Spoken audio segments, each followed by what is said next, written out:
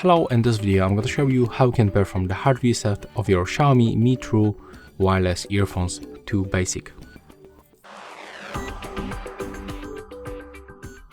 So to do this, you have to input both earbuds inside this charging case, then open the case, and we have to click and hold the both earbuds right here until this indicators at the bottom starts blinking white. It will take around 7 seconds. Just like that. As you can see right now they are on the white and disappear, so right now we can release, and as you can see our previously connection just disappear. Right now when I try to connect with my previously connected earbuds, I have the new pairing request, so it means that we successfully restored all default settings on our earbuds. So that's all for this video, hope you like it.